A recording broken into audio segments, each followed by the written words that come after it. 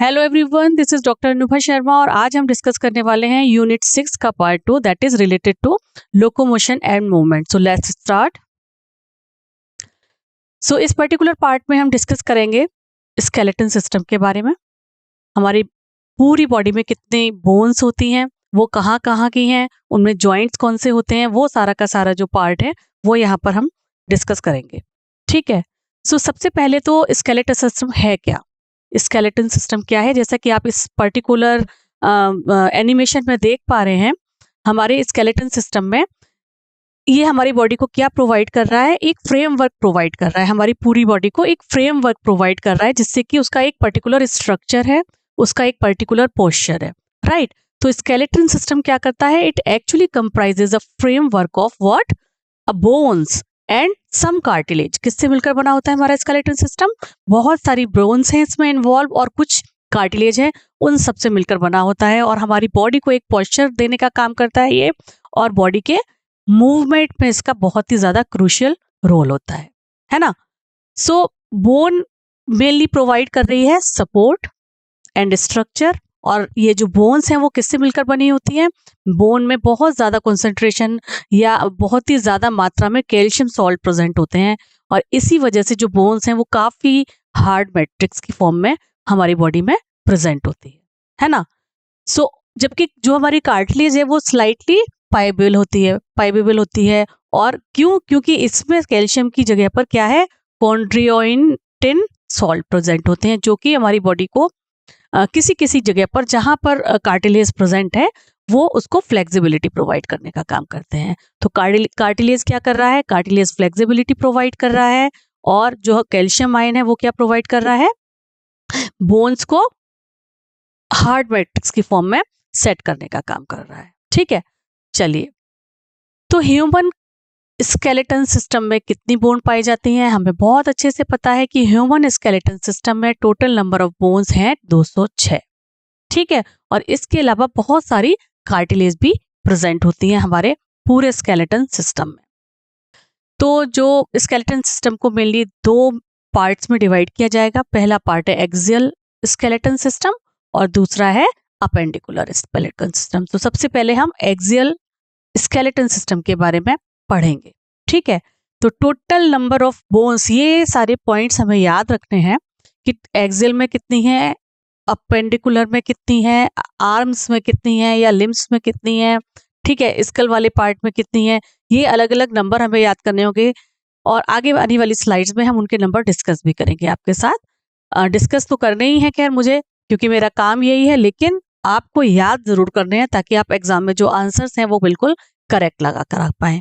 तो एक्सियल जो skeleton system है उसमें टोटल नंबर ऑफ बोन्स होती हैं 80।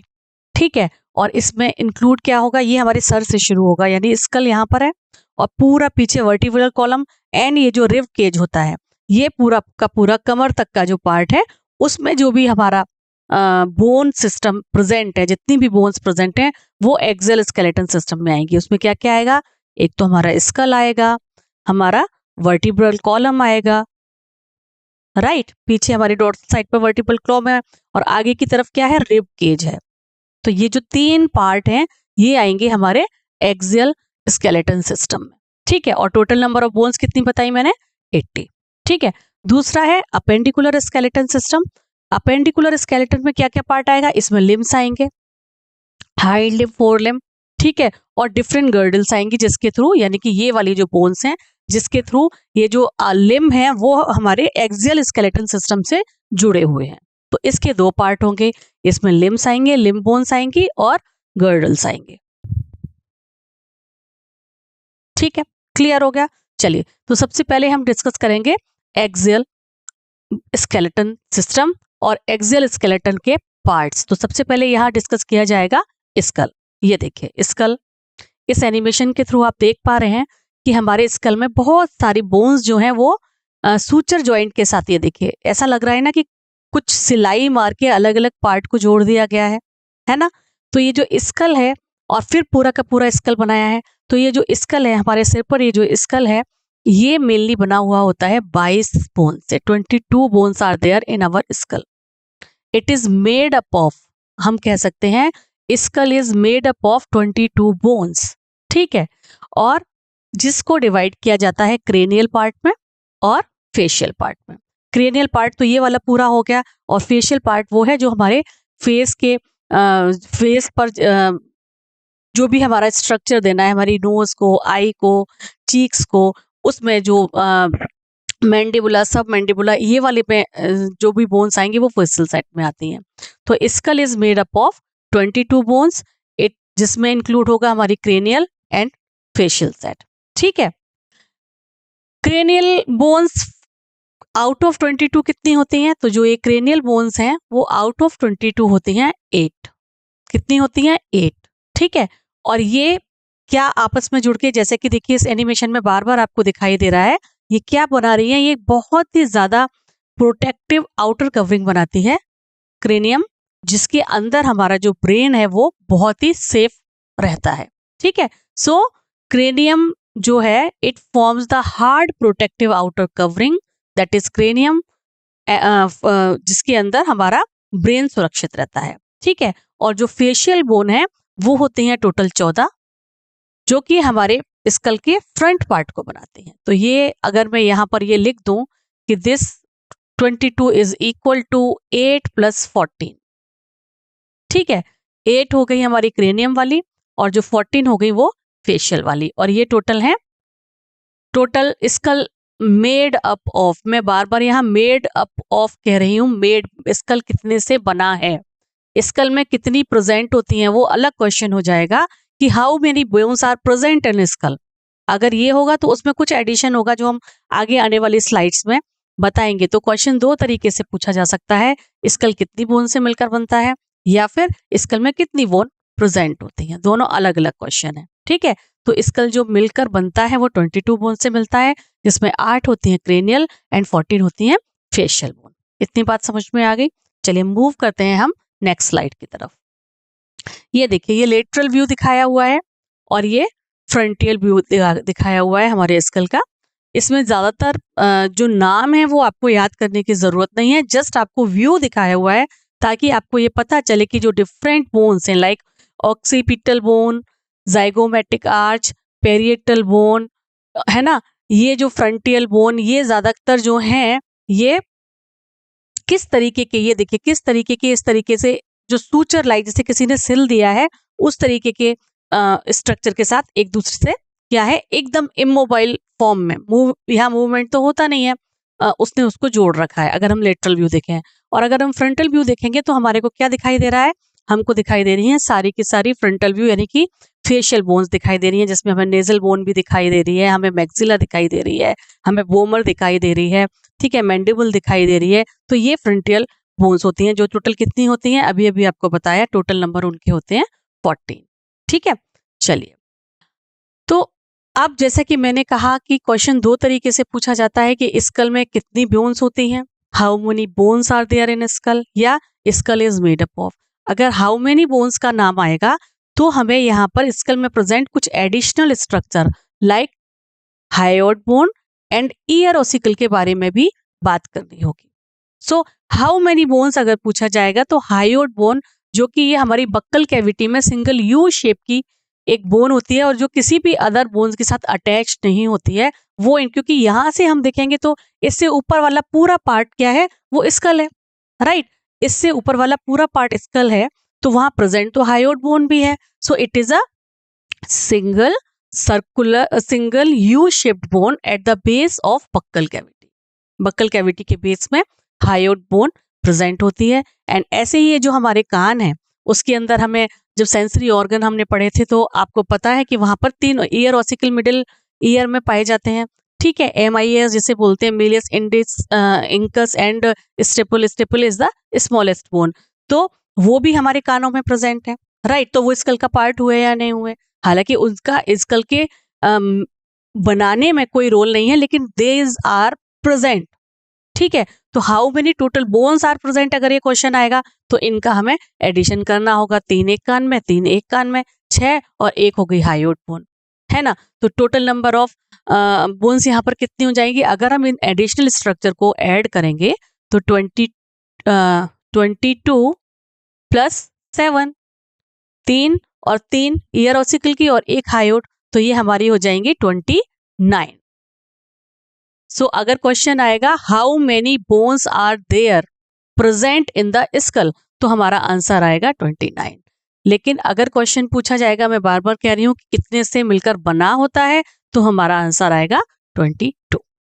ठीक है। सो हायोइड बोन क्या है? It is a single U shape bone at the base of buccal cavity. Ear ossicles क्या है? These are present in middle ear containing 3 tiny bone. MIS you already know, ये आपको पहले से ही पता है। एक का नाम है malleus, then incus, then stapes. ठीक है।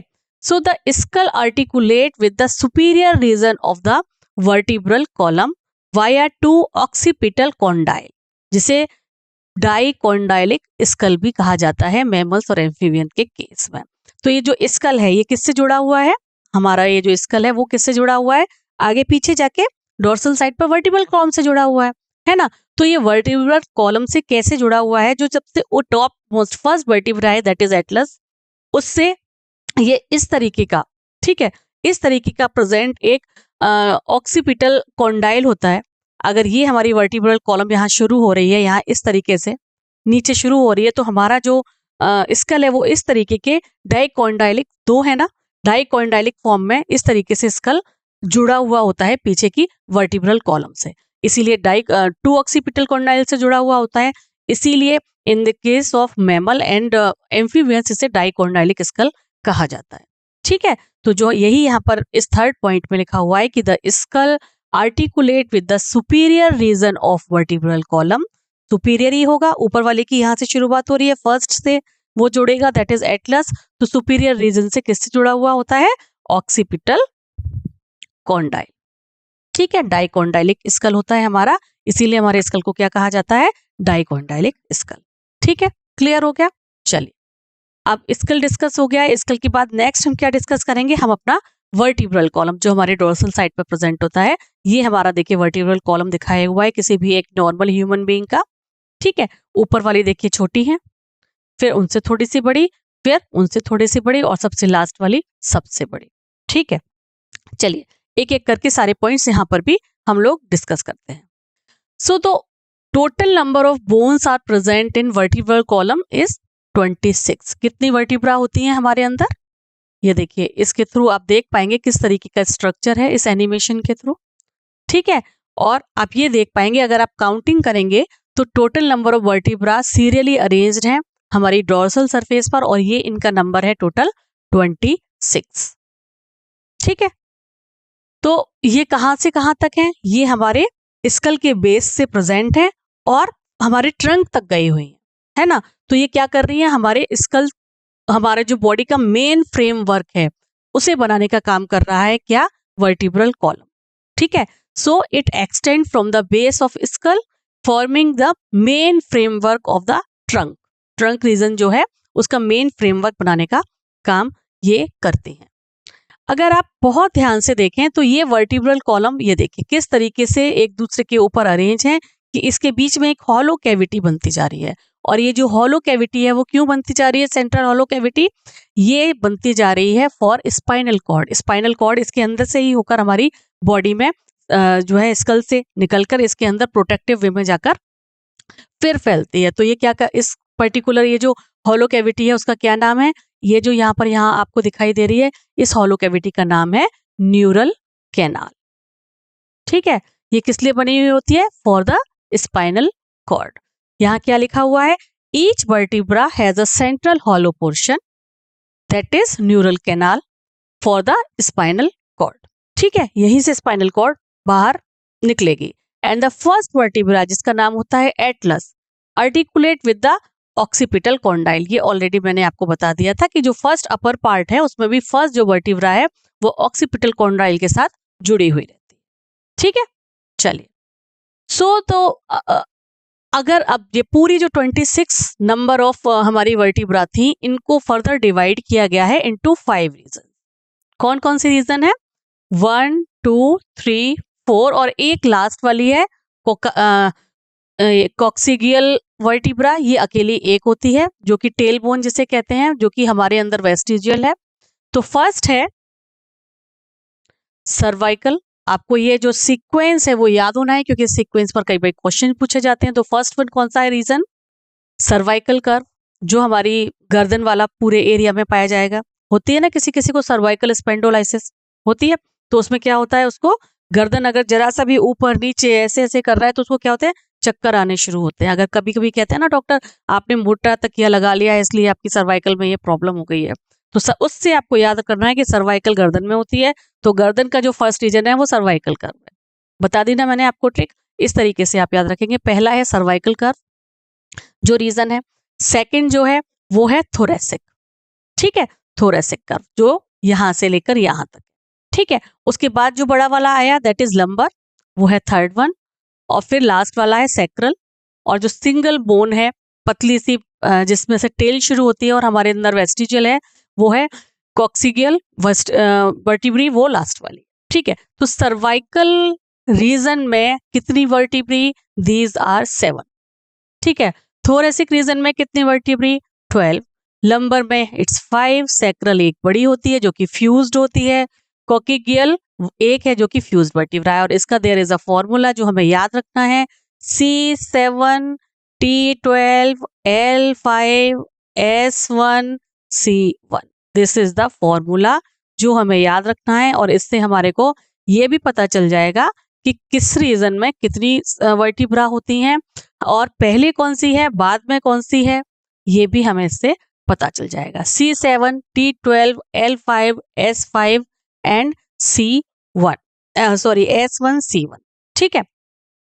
तो cervical vertebra number 7 is almost all mammals including humans. Cervical vertebra number 7 is almost present in all vertebrae, ठीक है। तो ये इसके थ्रू हमें क्या पता चला कि ये जो गर्दन वाली है सबसे पहले ये आएंगी, और ये नंबर में है 7। देन थोरेसिक ये है 12, लंबर है ये 5 है। लंबर सबसे ज्यादा मजबूत होती है और बड़ी होती है इन तीनों में। कोक्सिगियल वेस्टिजियल है, और सैक्रल जो है वो फ्यूज्ड वन होती है, ठीक है। टोटल नंबर हमारी कितनी है? 24। चलिए अब हम बात करेंगे फंक्शन की, वर्टिब्रल कॉलम के फंक्शंस क्या हैं। तो ये मैंने आपको बताया, सबसे पहले तो हमारे ट्रंक रीजन को ये क्या दे रहा है, पूरा का पूरा एक सपोर्ट दे रहा है और एक स्ट्रक्चर प्रोवाइड करने में हेल्प कर रहा है। दूसरा, इनके बीच में हॉलो कैविटीज हैं, तो ये जिसके थ्रू से क्या निकल रही है, स्पाइनल कॉर्ड जा रही है, तो ये स्पाइनल कॉर्ड को भी प्रोटेक्शन देने का काम कर रहा है। तो फंक्शन में सबसे पहला हमारा क्या आ गया? सबसे पहले आ गया प्रोटेक्ट द स्पाइनल कॉर्ड। दूसरा क्या आ गया? सपोर्ट द हेड, है ना। देन तीसरा क्या आ गया? Provide attachment point for the ribs and back muscle, क्योंकि इससे ही आपको अभी जैसे ही हम रिब्स डिस्कस करेंगे आपको पता चलेगा कि जो रिब्स हैं वो डोर्सल साइड पर इसी से जुड़ी रहती हैं, और बैक मसल्स को भी जुड़ने के लिए प्रोवाइड करता है पूरा एरिया। और जो स्टर्नम है डोर्सल साइड पर, तो हमारा क्या है?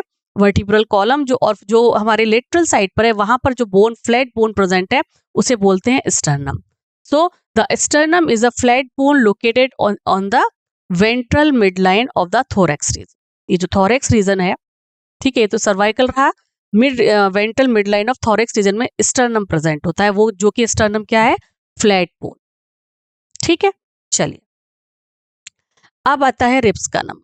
ये रिब्स दी हुई हैं आपकी, तो अगर मैं रिब्स की काउंटिंग करूं तो मैं कह सकती हूँ यहाँ पर 1 2 3 4 5 6 7 8 9 10, और ये दो इस तरफ नहीं दिख रही हैं, इधर दिख रही हैं 11 एंड 12, ठीक है।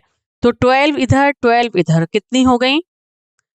24, या हम कह सकते हैं 12 पेयर, कह सकते हैं ना, अभी हमने काउंटिंग की है ना। तो 12 पेयर रिब्स हमारी जो है वो प्रेजेंट होती हैं। कितनी होती हैं? 12 pair. Each rib is thin, पतली होती है, flat bone connected dorsally.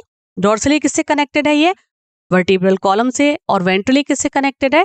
Sternum से, ठीक है। Ribs have to articulate surface on the dorsal end term bicephalic, ठीक है, क्योंकि वो एक तरफ, देखिए आप आराम से देख पा रहे हैं, यहां पर जुड़ी है और यहां जुड़ी है, तो दो जगह से जुड़ी हुई है।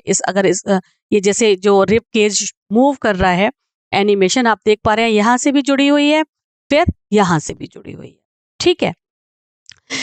तो together thoracic vertebra, rib end sternum, तीनों चीजों को अगर हम काउंट करेंगे, पीछे वाली जो थोरेसिक वर्टिब्रा है, ठीक है, और रिब्स हैं, और जो स्टर्नम है फ्रंट वाला, तो ये जो पूरा का पूरा हमारे को इस टाइम केज लाइक स्ट्रक्चर दिखाई दे रहा है। इस रिब केज में ही हमारे जितने भी इंटरनल ऑर्गन्स हैं और जो बहुत ही इसेंशियल हैं वो सेफ यहाँ पर रहते हैं, जैसे कि हार्ट हुआ, लंग्स हुए, लिवर हुआ, है ना, वो सारे के सारे यहाँ पर सेफली प्रेजेंट होते हैं। ठीक है, चलिए, तो जो फर्स्ट 7 हमारे रिब्स हैं उनको कहा जाता है true ribs. What we call it? True ribs. First 7 pair, ठीक है, 1 2 3 4 5 6 7, ये जो है इनको बोला जाता है ट्रू रिब्स, जो कि थोरेसिक वर्टिब्रा के साथ डॉर्सली अटैच्ड रहती हैं और वेंट्रली स्टर्नम से अटैच्ड रहती हैं। किसके थ्रू अटैच रहती हैं? Through hyaline cartilage. ठीक है, स्टर्नम से थ्रू हाइलिन कार्टिलेज के थ्रू अटैच रहती हैं फर्स्ट 7 पेयर। फर्स्ट 7 पेयर्स, तो इसीलिए उनको कहा जाता है, क्योंकि वो पीछे से भी अटैच्ड है और आगे से भी अटैच्ड है, उनको कहा जाता है ट्रू रिब्स। ठीक है, 8th 9th और 10th जो होती हैं, 8th 9th एंड 10th, ये वर्टिब्रा कॉन्ड्रियल या फिर फॉल्स रिब इनको कहते हैं, क्योंकि ये 7th रिब से अटैच्ड रहती हैं थ्रू हाइलिन कार्टिलेज, डायरेक्टली जो है स्टर्नम से अटैच्ड नहीं रहती। ये देखिए आप, ये इससे अटैच्ड है, ये इससे अटैच्ड है, ये इससे अटैच्ड है, ठीक है, और ये फिर किससे अटैच्ड हो गई? जाके 7th वाले से अटैच हो गई, है ना। तो ये कौन सी है? 10th 9th एंड 8th, ये जाके अटैच हुई 7th वाले से। ठीक है, तो और किसके थ्रू? हाइलिन कार्टिलेज के थ्रू। इसीलिए इनको, क्योंकि डायरेक्टली स्टर्नम से जाके अटैच नहीं है, इसलिए इसको बोला जाता है फॉल्स रिब्स। ठीक है, हाइलिन कार्टिलेज से अटैच रहती हैं। तो ये कौन कौन सी हैं हमारी जी? हमारी हैं 8th 9th एंड 10th। ठीक है, इन्हें बोलेंगे फॉल्स। इसके बाद 2 आप यहाँ पर देख पा रहे हैं इस पूरे एनिमेशन में, ये 2 जो हैं ये कहीं अटैच नहीं है, डोर्सल साइड पर तो है वर्टिब्रल कॉलम से अटैच्ड, लेकिन आगे जाके स्टर्नम से ना तो 7th से अटैच है, ना वो 10th से अटैच्ड है, बल्कि वो क्या कर रही है? हवा में फ्लोट कर रही है। तो जो लास्ट वाली है हमारी 12 और 11, ये जो 2 पेयर्स हैं, these are known as floating ribs. ये जो है वेंट्रली किसी भी चीज से अटैच्ड नहीं होती हैं। ठीक है, तो इस तरीके से आपको याद रखना है। टोटल नंबर ऑफ रिब्स 24, या हम कह सकते हैं 12 पेयर्स। फर्स्ट 7 को कहा जाएगा ट्रू रिब्स, 8th 9th और 10th को कहा जाएगा फॉल्स रिब्स, क्योंकि वो 7th के साथ अटैच होती है, स्टर्नम से अटैच नहीं होती। और लास्ट 2 पेयर्स यानी कि 11 एंड 12 जो हैं वो फ्लोटिंग रिब्स के नाम से जानी जाती हैं, क्योंकि वो वेंट्रली किसी से भी अटैच नहीं होती है। चलिए, अब हम डिस्कस करेंगे अपेंडिकुलर स्केलेटन। अभी तक हमने एक्सियल किया था, जो हमारे ट्रंक तक के पार्ट में आ रहा था, जिसमें स्कल था, वर्टिब्रल कॉलम था, रिब केज था। अब हम डिस्कस कर रहे हैं appendicular skeleton. So appendicular skeleton consist of the bone of limbs, forelimb and hind limb and their girdles. इसमें कौन कौन से आएंगे? Bones of limbs and their girdles. So each limb is composed of 30 bone. ये जो मेरा हाथ है 4 लिम में, इस पूरे एक हाथ में कितनी है? 30, दूसरे हाथ में है 30, तो टोटल कितनी हो गई? दोनों हाथों को कहेंगे तो 60 हो गई। ऐसे ही हाइंड लिम में अगर देखेंगे, यानी कि पैर में देखेंगे, तो एक में 30, दूसरे में 30, टोटल कितनी हो गई? 60। ठीक है, सो ईच लिम कंप्राइजेस 30 बोन्स। अगर ये हाथ यहाँ पर आपको पूरा का पूरा 4 आर्म दिखाया हुआ है, तो हैंड की अगर बात करें तो सबसे ऊपर वाली जो है, अगर हम हाथ की बात करें, जो सबसे ऊपर वाली है उसे बोल रहे हैं ह्यूमरस। हाथ में जो हमारा हैंड है या 4 लिम्ब है, इसमें सबसे ऊपर वाली जो बोन, सबसे मजबूत बोन, उसे बोल रहे हैं ह्यूमरस। ठीक है, उसके नीचे यानी कि कोहनी से नीचे यहाँ के ये वाली जो है वो क्या है? इसमें 2 बोन्स प्रेजेंट हैं, जिसे बोला जाता है रेडियो अल्ना या रेडियस एंड अल्ना। तो जो रेडियस है वो आउटर वाली है, लेटरल साइड वाली है, और अंदर वाली है वो अल्ना है। ठीक है, अब रेडियो अल्ना और ह्यूमरस, इनके बीच में अब ये है ह्यूमरस और ये है रेडियस और ये है अल्ना। ये तीनों की तीनों मिलकर एक जॉइंट बना रही हैं, हिंज जॉइंट बना रही हैं जो कि केवल एक तरफ मूव कर सकता है। ये देखिए मैं एक तरफ मूव कर पा रही हूँ, मैं दूसरी तरफ मूव नहीं कर पा रही, तो जो चीज एक ही तरफ मूव हो पाएगी उसे हिंज जॉइंट कहते हैं। तो ये हिंज जॉइंट जो हमारे हाथ में बन रहा है उसमें 3 बोन इन्वॉल्व है। कौन कौन सी हैं? ह्यूमरस है, रेडियो है और अल्ना है। ठीक है, चलिए इसके बाद जो आगे वाली आएंगी हमारी कलाई वाली जो बोन्स आ गए उन्हें बोलते हैं कार्पल्स, या जिसे बोलते हैं रिस्ट बोन, वो होती हैं टोटल 8। मेटाकार्पल्स यानी कि जो हमारे पाम में प्रेजेंट हैं दैट इज 5, और फेलिंजेस जो हमारी की किस में प्रेजेंट है? उंगलियों में प्रेजेंट हैं, वो होती हैं टोटल 40। जो हमारा अंगूठा है, अंगूठे में 2, बाकी जो चारों फिंगर्स हैं उसमें 3-3 बोन प्रेजेंट होती हैं हमारी फेरेंजेस में। ठीक है, पाम में क्योंकि 5 हैं उंगलियां तो 5 ही बोन्स होंगी, तो ये हमें वैसे ही याद रहेगा। रिस्ट बोन में हमारी 8 है, बस हमें इस हिसाब से याद हो जाएगा। तो टोटल नंबर अगर आप इन सभी का एडिशन करेंगे तो टोटल जो एक हाथ में वो छपाई गई वो कितनी हुई? 30। ठीक है, समझ में आ गया। चलिए मूव करते हैं नेक्स्ट स्लाइड की तरफ। अब हाइंड लिम्ब की बात करेंगे। अभी हमने फोर लिम्ब की बात की थी, अब हम हाइंड लिम्ब की बात करेंगे। हाइंड लिम्ब में भी 30 है, एक पैर में 30, दूसरे पैर में 30, टोटल हो गई 60। चलिए, जो हाइंड लिम्ब की सबसे मजबूत, बल्कि इनफैक्ट पूरी बॉडी में सबसे मजबूत, सबसे स्ट्रॉन्ग, सबसे लंबी जो बोन है दैट इज फीमर। ठीक है, largest, strongest, we can say. ठीक है, longest bone. Largest is not the I think correct word, हमें कहना चाहिए अच्छा, ऑलरेडी मैंने यहाँ मेंशन किया हुआ है, लॉन्गेस्ट बोन है सबसे बड़ी और इस बहुत मजबूत भी है। ठीक है, थाई बोन। इसके बाद थाई बोन ये रही, ये जुड़ी हुई है नीचे की जो 2 बोन से जो मिलकर बनी है, टिबिया एंड फिबुला से। टिबिया कौन सी है? अंदर की साइड वाली है, और जो बाहर की साइड वाली है दैट इज फिबुला। और अगर हम इस वाले रीजन की बात करें, इस वाले हाइंड जॉइंट की बात करें, hinge joint, sorry I am really sorry, hinge joint की बात करें तो हिंज जॉइंट ऊपर से जुड़ा हुआ है फीमर से, नीचे से जुड़ा हुआ है टिबिया से, और घुटने के ऊपर there is a flat bone that is known as patella. ठीक है, तो ये है पटेला। तो जो पैर का जो हमारा घुटने का जो जॉइंट है, हमारा जो नी जो जॉइंट है, जो हिंज जॉइंट नी पर बना हुआ है, उसमें भी 3 बोन इन्वॉल्व है। कौन कौन सी हैं? Femur, patella and tibia. ठीक है, यहाँ फीमर आप आसानी से देख पा रहे हैं कि जो फीमर है वो डायरेक्टली इन्वॉल्व नहीं है इस पर्टिकुलर हिंज जॉइंट में। ओके, क्लियर हो गया। अब नीचे की तरफ आएंगे तो एंकल बोन्स जो हैं वो टोटल कितनी, उन्हें बोला जाता है tarsals, these are 7 in number. Metatarsal, these are 5 in number. जो हमारा पैर है, पैर में भी 5 उंगलियां हैं, तो उसका जो फुट बनेगा वो भी 5 में बनेगा। इसकी फेलेंजेस भी कितनी है? 12, उसका भी वही रहेगा, अंगूठे में 2, बाकी हमारी चारों उंगलियों में 3-3-3-3। ठीक है, और ये जो पटेला है इसको ही नी कैप कहा जाता है, जो क्या करता है? वेंट्रली नी को कवर करता है। ठीक है, क्लियर हो गई बात। चलिए मूव करते हैं नेक्स्ट स्लाइड की तरफ। अब गर्डल्स की बात करेंगे। पेक्टोरल गर्डल की बात सबसे पहले की जा रही है। So each half of the clavicle, each half यानी ये जो कंधे की बोन्स होती हैं उन्हें पेक्टोरल गर्डल कहते हैं। ईच हाफ यानी कि अगर हम एक कंधे की बात कर रहे हैं तो एक कंधे में प्रेजेंट है 2 बोन्स। कौन सी हैं? Clavicle and scapula. ये जो स्कैपुला यहाँ पर हमें दिखाई दे रही है, you can see over here कि scapula is triangular in shape, it is flat, ये फ्लैट है और शेप में कैसी है?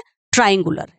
ठीक है, जो हमारे पीछे की शोल्डर बोन है कई बार आपको पीछे की तरफ दिखाई भी देती है। जिन लोगों के अंदर फैट कम है और जो बहुत ही ज्यादा अच्छे से एक्सरसाइज करते हैं उनकी मसल्स भी दिखाई देती हैं और बोन्स भी दिखाई देती हैं। तो ये पीछे की तरफ से हमारे को डोर्सल साइड से दिखाई देती है स्कैपुला। ठीक है, तो ये स्कैपुला जो है इसकी यहाँ की तरफ देयर इज अ कैविटी जिसे बोलते हैं ग्लिनॉइड कैविटी। ठीक है, ये स्कैपुला है, जैसे शोल्डर बोन बोला जाता है। ये एक कैविटी है जिसमें जहाँ आके क्या फिट होगा? ये क्या थी हमारी, बताइए, हमारी हाथ की बोन कौन सी थी? ह्यूमरस। तो ह्यूमरस का जो हेड है वो आके यहाँ पर फिट होता है। ठीक है, so scapula is a large triangular shaped flat bone. ठीक है, located in the dorsal thorax between second and 7th rib. Second, first वाली तो एटलस है कंधे में, अब सेकंड एंड 7th जो रिब है उसके बीच में ये प्रेजेंट होती है scapula, and it feature an elevated ridge called the spine. ठीक है, इसका जो ऊपर का पार्ट होता है उसे स्पाइन बोलते हैं। Spine projects the acromion as acromion. जो इसका ऊपर का वाला पार्ट होता है, जो स्पाइन की तरफ बाहर की तरफ दिखाई देता है, उसे बोलते हैं एक्रोमियन। ठीक है, below the acromion there is a cavity. इस एक्रोमियन के जस्ट नीचे ये जो कैविटी है, मैं अभी आपको बता रही थी, ग्लिनोइड कैविटी, जिसके अंदर ह्यूमरस, जो हमारी हाथ की बोन होती है, उसका हेड आके फिक्स होता है और शोल्डर जॉइंट बनाता है। ये शोल्डर जॉइंट बनाता है, और ये शोल्डर जॉइंट को क्या बोलते हैं? Ball and socket joint. क्योंकि ये हमारा जॉइंट है, वो हम क्या करेंगे, ऐसे अगर घुमा के देखेंगे तो पूरी डायरेक्शन में घूम रहा है। हिंज जॉइंट पूरी डायरेक्शन में नहीं घूमता, केवल एक ही डायरेक्शन में घूमता है ना। तो ये वाले जॉइंट जो है वो बनाने का काम करता है क्या? जब हमारा ह्यूमरस का जो हेड है वो ग्लिनोइड कैविटी में आकर फिट हो जाता है। ठीक है, चलिए अब ये वाली जो है, जो हमारे को कहां से दिखाई देगी, ये वाली, इसको बोलते हैं कॉलर बोन या क्लेविकल, जो आगे से दिखाई देती है, लेटरल साइड से दिखाई देती है। क्लेविकल क्या है? It is a long cylindrical bone with two curvature, commonly known as beauty bone भी कहते हैं, इसे कॉलर बोन भी कहते हैं।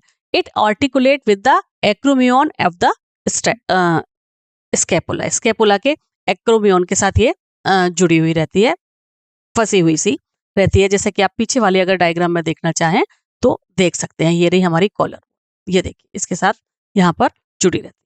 ठीक है, चलिए अब बात करते हैं पेल्विक गर्डल। ठीक है, तो जो हमारे हाइंड लिम्ब है, उसके वो जब हमारे मेन जो थोरेक्स, जो हमारी मेन बॉडी की ट्रंक वाली जो बोन्स हैं, उनके साथ जब किस तरीके से अटैच होगा, वहां पर हेल्प करेगा pelvic girdle, right. So pelvic girdle is consist of two coaxial bones. It is consist of two coaxial bone. Each coaxial bone is formed by the fusion of three bones. ये जो pelvic girdle है, ये 3 bone के fusion से बनता है। ठीक है, हमें याद रखना है। सबसे जो येलो वाला पार्ट आपको दिखा रहा है, this is ilium, then this orange one is pubis, and नीचे वाला जो है वो है इशियम। तो IIP यू कैन से, जैसे IIM होता है, ऐसे ही आपको IIP याद रखना है। ठीक है, वो मैनेजमेंट का इंस्टीट्यूट है, ये पेल्विक गर्डल की बोन्स हैं। ठीक है, IIP, ilium, ischium and pubis, इन तीनों के फ्यूजन से ये जो है कॉक्सियल बोन बनती है, और इन तीनों के मिलने से यहाँ पर आप देख सकते हैं कुछ कैविटीज भी बनती हैं। ठीक है, और उस कैविटी में हमारा क्या रहेगा? फीमर का हेड फिक्स होगा, जहां पर फिर से बॉल एंड सॉकेट जॉइंट बनेगा। चलिए,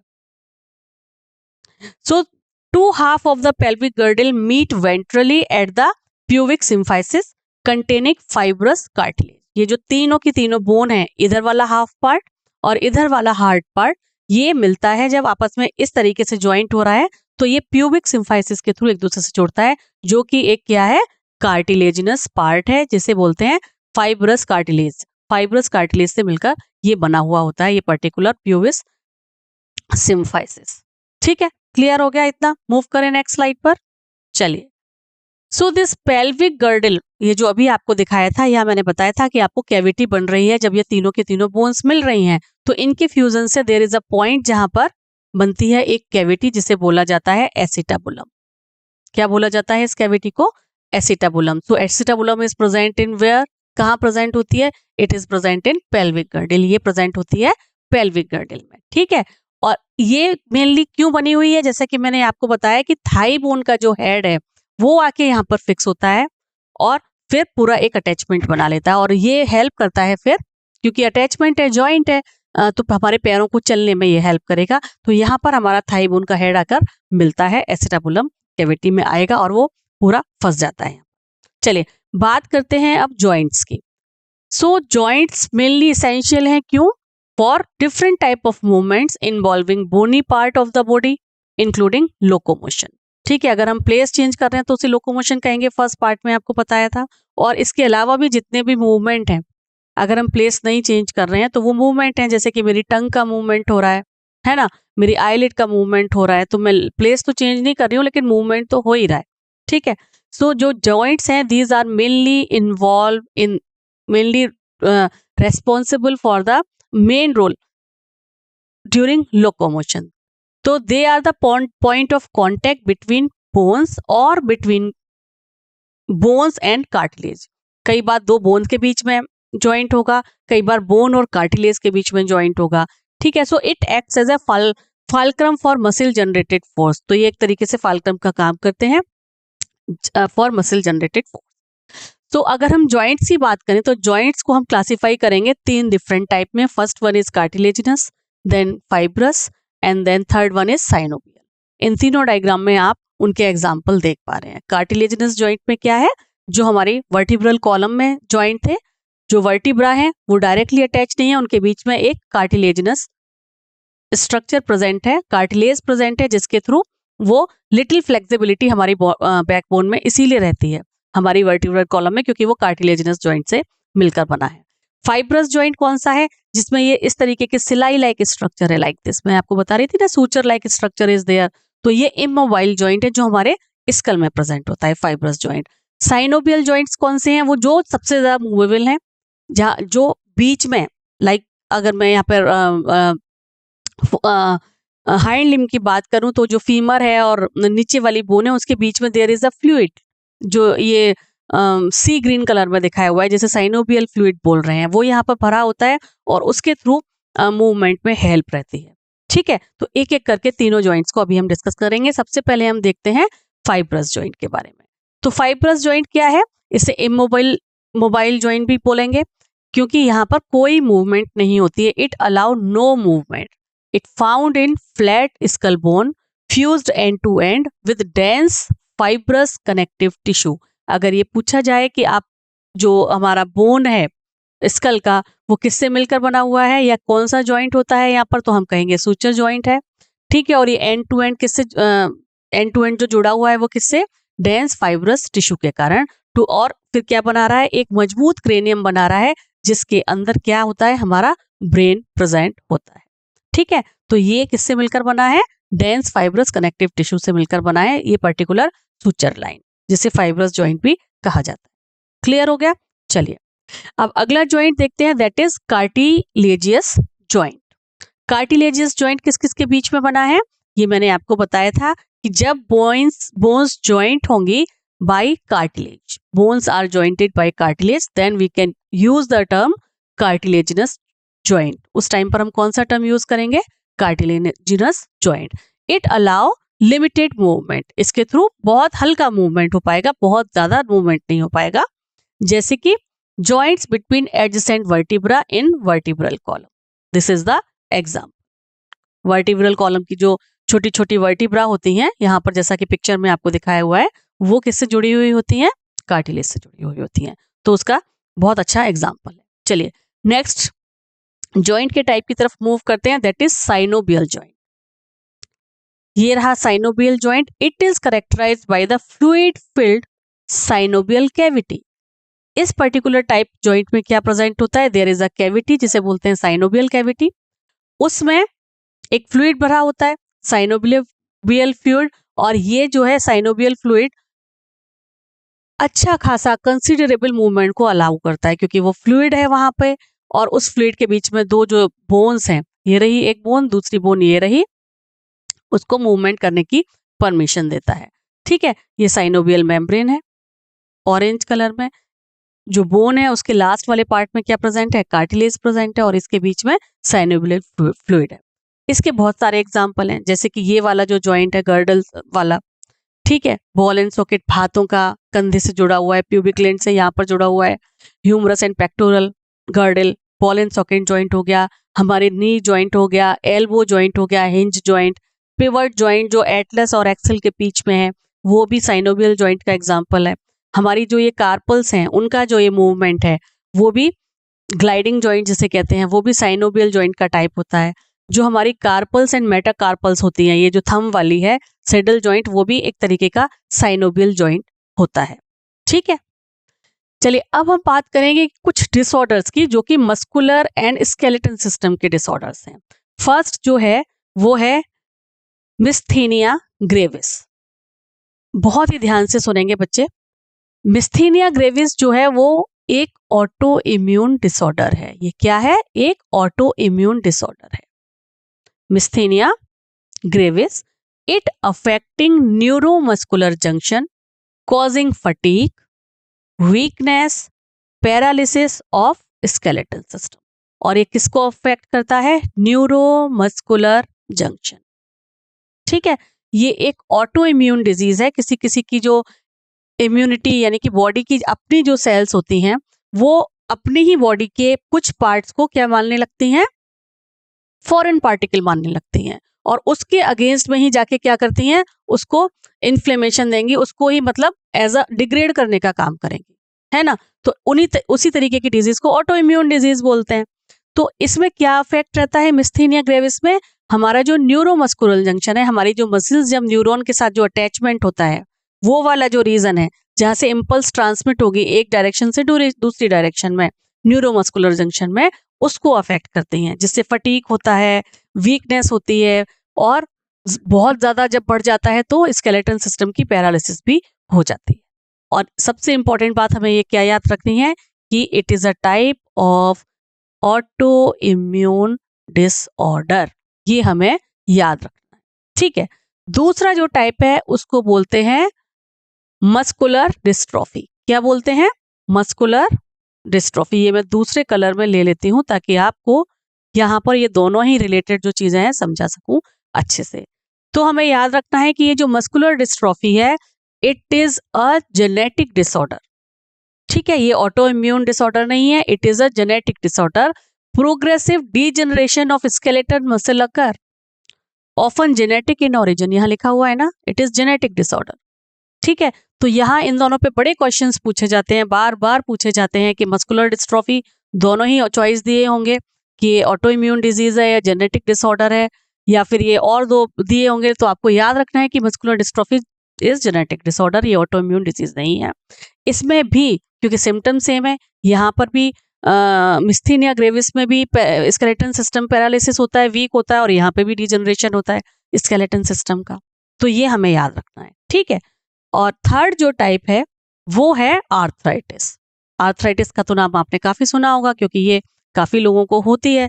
और इसमें क्या होता है, जो जैसे जैसे एज बढ़ती है हमारे जो जॉइंट्स होते हैं उनमें इन्फ्लेमेशन हो जाता है, सूजन आ जाती है, जकड़न आ जाती है, चलना मुश्किल होता है, और उस इन्फ्लेमेशन जो टाइप होता है उसी को आर्थराइटिस कहा जाता है या ऑस्टियो आर्थराइटिस कहा जाता है। जैसे कि आप इस पिक्चर में देख रहे हैं, ये एक नॉर्मल घुटना है किसी पर्सन का और ये इन्फ्लेम्ड वन है जिसे ऑस्टियो आर्थराइटिस कह रहे हैं। तो यहाँ पर जॉइंट्स में इन्फ्लेमेशन आ जाता है। ठीक है, चलिए अगला जो टाइप है डिसऑर्डर का वो है टिटेनी।